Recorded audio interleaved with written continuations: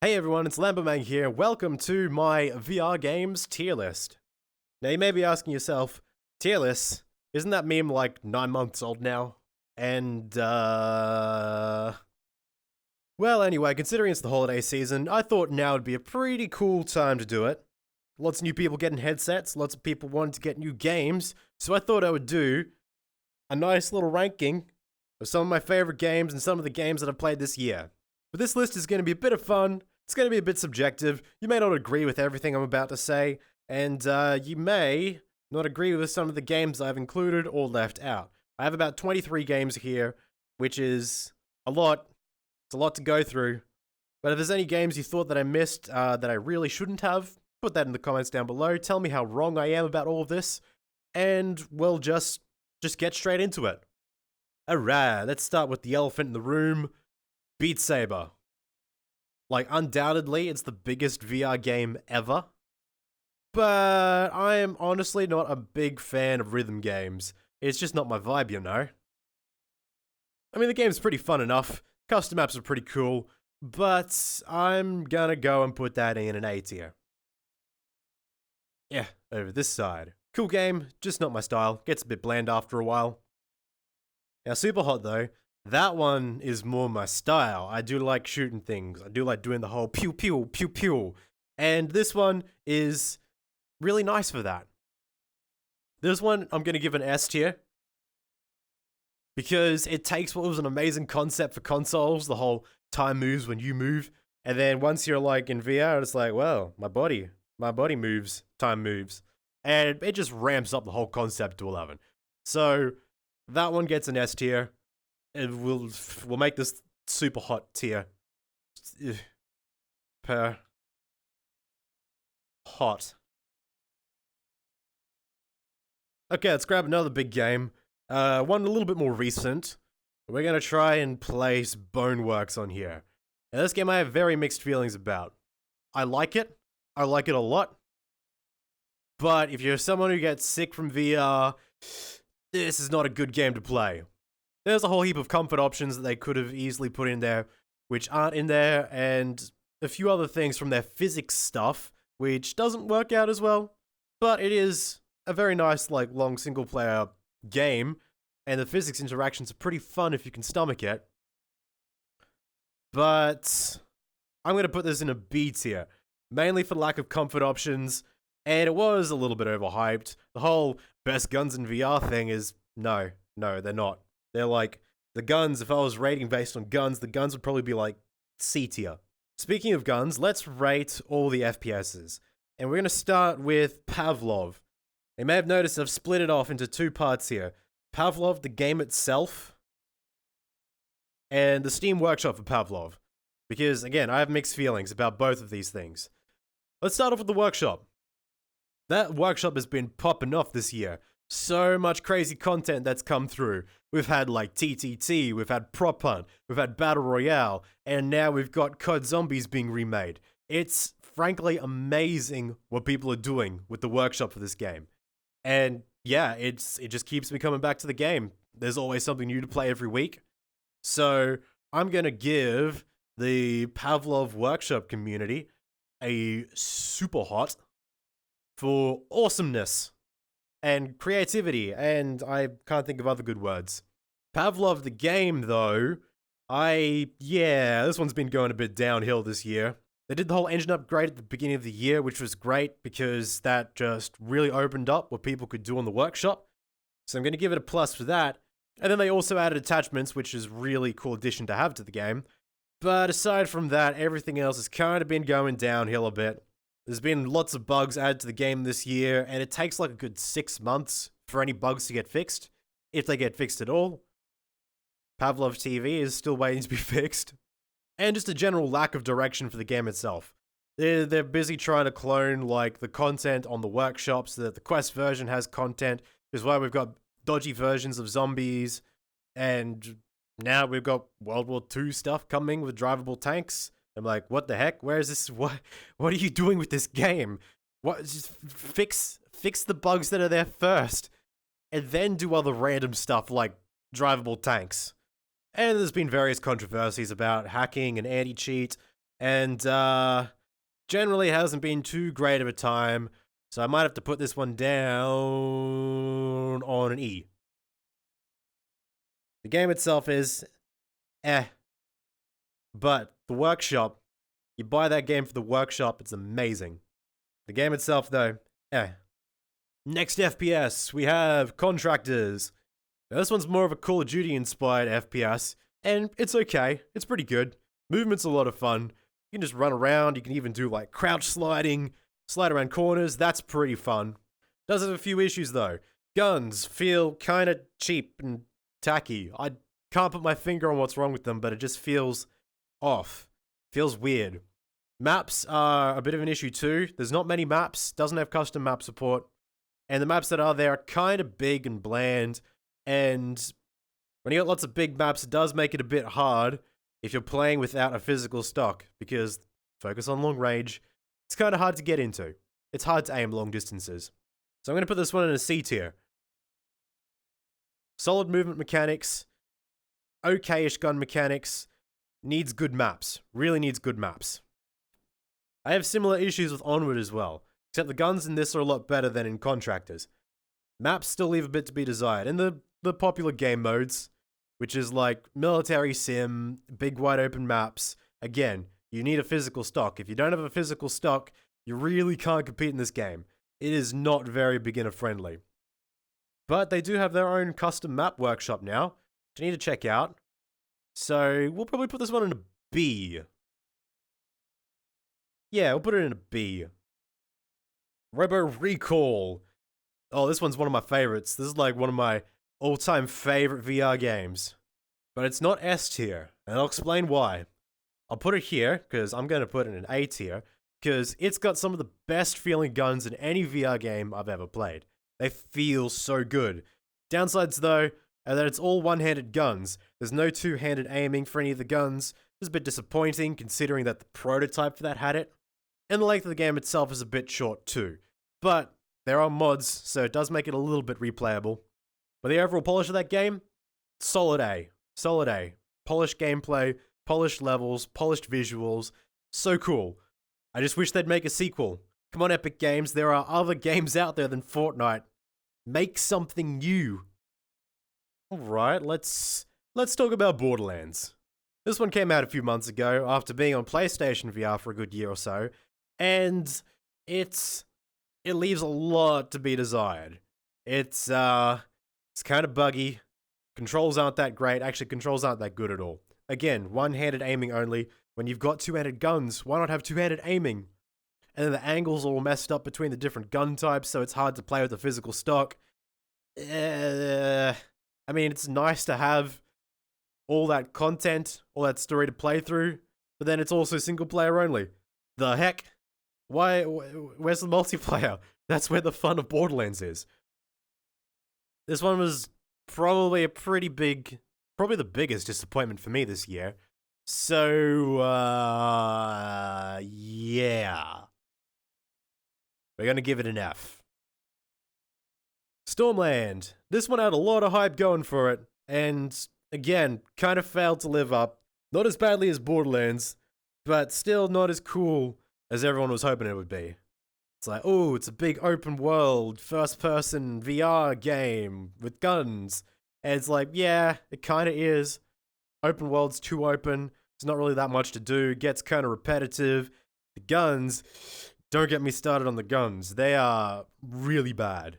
From sights that don't work, to ridiculous recoil, and like red dots, SMGs, the red dot, you can only look at the ground. As soon as you try to look upwards, red dot disappears into the sky. No lasers for that. Yeah.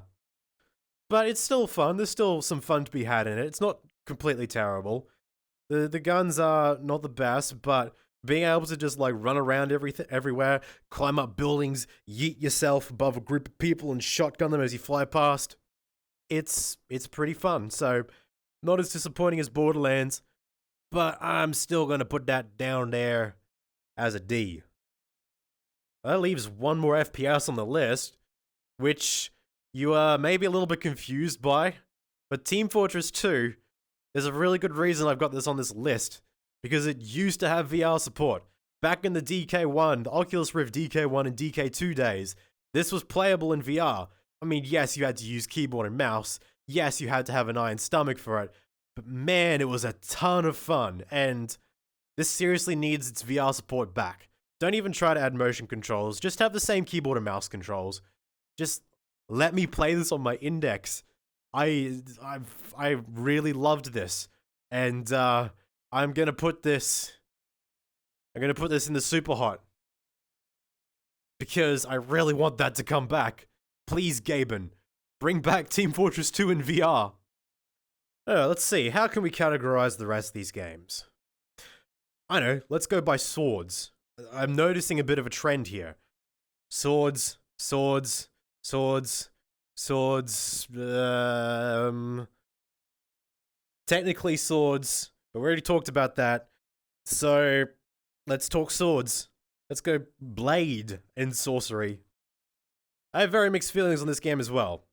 Noticing a trend, I am a very cynical person. I have been doing VR for way too long, and I am already old and jaded. This game's a lot of fun, don't get me wrong, but it's not the best sword game I've played.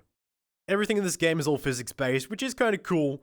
Downside is that everything kind of feels a bit floaty, and yes, I know you can change the physics settings to make it less floaty, but it still feels pretty odd, especially when you pick up a heavy thing and it's like, I don't feel like a warrior, I feel like Gumby. I feel like I'm playing VR Gang Beasts. Stabbing's a lot of fun though, stabbing feels pretty good. And the mods, the Outer Rim mod, having lightsabers, I'll be honest, that is so much fun. But I'm not a fan of the whole physics-based thing. I don't think it works as well as it could. So this one, I'm going to give it a B. For Blade. And because the mods are cool. Gorn, though. Gorn kind of does the physics thing, except they make their whole game really cartoony. That game is hella cartoony. And it works. I mean, you still feel a little bit Gumby, but I mean, in this game, you can rip off a dude's arm and beat him to death with it like a club. So, it doesn't really get much better than that. Plus constant updates, visual improvements, new weapons. This one's going in the S tier. That's one of my must-play VR games. That's a must-play. All these are must-plays. And that tier. Kind of a must-play. But that one's a must-play, definitely. Now this one, Until You Fall, it's a bit of a underrated gem that kind of like a lot of people didn't notice it coming out. I mean, there's good reasons for that. They kind of screwed over their release by releasing after the Index and blocking Index users because they technically didn't have Index support for their heads-up display. It's kind of a dick move, but it is what it is. It works with Index now, so. But the sword combat in this is hands down my favorite out of any VR sword game I've played, because it completely ditches physics and realism and has a really cool arcade system where it's more about, hey, swipe this direction, now that direction, now block by putting it here, and it works. It is such a fun sword-based game. Downsides though is that I don't really vibe with the roguelike aspects of it as much. It does feel a little bit basic, the actual gameplay loop. The combat's more than enough to make up for it though. So, you know what? I think this one gets an A. That one's very close to a must play. That one's really cool. I want more people to play that game. That leaves one more sword game, I think. Well, I mean, technically you got swords in Minecraft, but well, yeah, nah. I'm talking about mainly swords. Like Skyrim. Even though every time I play that, I end up being an archer in Riften. Every single time. But this one is another one of, let's see. Let's see, how many of these are non-VR to VR ports? We got Skyrim, we got Borderlands, No Man's Sky, Fallout, and Elite Dangerous. So it's about 5. Okay. This one's a lot better than Borderlands 2 though. Kinda. Controls are still a bit iffy. It's not the best. Managing your inventory is a little bit hard. But, for the scale of content, just being able to run around, Just run around Skyrim, take in the sights, and, you know, run into a cave, stab some fools, run on out with all their loot. It's amazing. It's not really an A though. I put it at a B, because the controls are a bit rough. But mods though, I forgot about the mods. The mods for that game. Because it's kind of old, you can overload it with graphics mods, and you can make that thing look crisp. The vast majority of non-VR mods work for it, so it's got that going for it too. So, we'll put that at B tier. Really fun. A little bit. There's room for improvement. Now, you can't talk about Skyrim VR without also talking about Fallout. Yeah, this one didn't fare quite as well as Skyrim. It's not quite as bad as Borderlands, but it's not as good as Skyrim. Optimization? What optimization? It was rough at launch. I haven't really revisited it since, but I hear it's still pretty bad. And I'm gonna put this down lower for similar reasons to Beat Saber. I can't really vibe with Fallout. I don't know. I've tried to play it. I've tried to play it VR, tried to play it not VR. I can just never get into it. So this is entirely subjective, but I'm gonna give it a D. Alright, which one should we do next? I've sort of lost, like, any sort of categorization. Let's go Elite Dangerous. Which I guess is technically another VR port, so it works. Where should I put this? This one is a lot of fun. Flying ships in VR, being able to sit down in your cockpit, having like a joystick and a throttle lever, and just flying, and being able to like look around, take in the sights. And then once you add in dogfighting, oh yeah, it's space, it's pew pew pew pew, and looking around, and yeah, it's a lot of fun. It is a little bit of a grind though. It's a space sim, so it's very, very reliant on grinding and spreadsheets. I mean, it's fun without it, but if you really want to get into it, it's a bit of a time sink. So I'm gonna put it A, because the flying is still amazing, but you really got to get into it. It's a hardcore game. It's not for everyone. No Man's Sky, though. This is kind of like, it's easy to describe it as Elite Dangerous for casuals, but it's so much more than that because it's got the whole survival aspect. It's a very different game, but it's still got space flying, and space flying in VR is really, really fun. Like being able to walk up to your spaceship, hop in, and then fly from the planet's surface through the atmosphere into space to another planet and then down again. Mind-blowing. Amazing. Absolutely. But it kind of suffers the same things that Skyrim, Fallout, and Borderlands suffer, which is controls are a bit awkward. They're a bit awkward. And performance, not optimized very well. Not as bad as Fallout, but still, I struggle to make this game look good and be able to record at the same time. So I'm going to put it as a C. If you got a beefy GPU, go for it. Oh, that was the other thing. Flight controls are, It uses like a virtual joystick where you move your controller.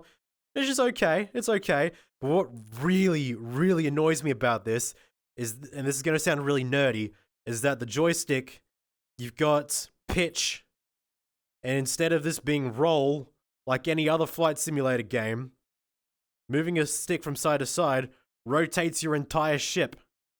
It doesn't make you go like this. It makes you go like this. And there's no option to make it roll like a proper space simulator should do. So it gets a C for that. I'm tempted to put it down to a D, but that's a really petty thing, so I'll leave it in C. What do we got left? We've got a few left. A few classics. A few not so classics. Here's one that I want to be a classic. Sprint Vector. This is probably the most underrated VR game since VR went consumer. Like, every single conversation I have about VR design, I usually end up bringing up this game. And every time I ask, hey, have you played Sprint Vector? People are like, what the heck is Sprint Vector? So I will educate you. And I will probably do more videos on this game because I want it to become popular again. Sprint Vector is a game where it's running, It's like speedrunning mixed with Mario Kart. And it's amazing. Now, you might be thinking to yourself, that sounds sickening. It's not. Somehow it's not. They make it work. You can run around at high speeds, you can double jump, you can fly, you can throw traps and things. Not turtle shells, but close enough. There hasn't been any other games that have captured the fast-paced movement like that does and actually make it work. That game's a lot of fun. I'm going to be playing more of it, because that really needs to become popular again. And so I'm putting that in the S tier because that's a must-play. Absolute must-play. Alright, Battle Wake. Let's get this one over and done with. Same studio, massive disappointment. Good old Servios, makers of Sprint Vector, Raw Data, Creed, a bunch of other games that I didn't have time to fit onto this list. But somehow also the developers of Battle Wake. This one looked exciting. It's like, hey, pirates in VR, Sea of Thieves in VR. Well, not as big as Sea of Thieves, but similar idea. You pilot a ship, you shoot your cannons, and it's really weak. Really disappointing. The ships are just way too easy. Mechanics are very, very simple, very basic. And like, I only had to play for half an hour to be like, okay, I've experienced everything in this game. It's not very deep, it's very shallow. I mean, if it's your first VR game, it might be okay. They're definitely designing for arcades and Oculus Quest. Not really VR PC gamers, so... But even then, the menu's a mess as well. It's kind of confusing. Arcades. Some of the arcades that I've talked to have had difficulties playing this game because they can't really explain to people how things work. But it looks kind of pretty. I don't know. That one was a massive disappointment. Nowhere near as good as Sprint Vector or Servios' other games. So that one's kind of gonna get naff. Now here's a game that's kind of similar though. Furious Seas. Another one of those hidden gems. It's not a S or A. Let's probably put it at C. Similar kind of game. You're in a ship. You sail around. You fight off waves of baddies.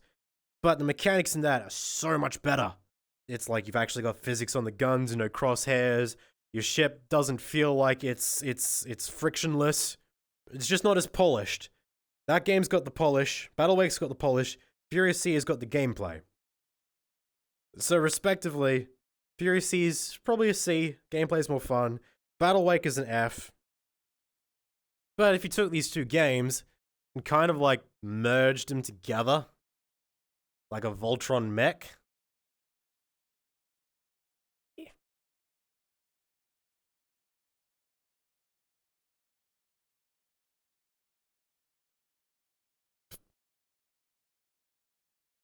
It'd probably be a B. If you merged them together, made them the one game, it'd probably be a B.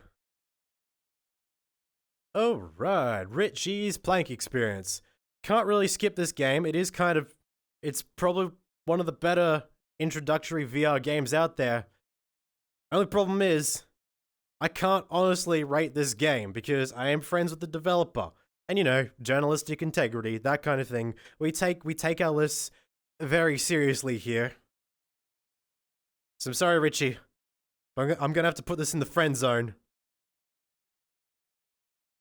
Enjoy your stay. Oh, we're going through this list pretty quickly.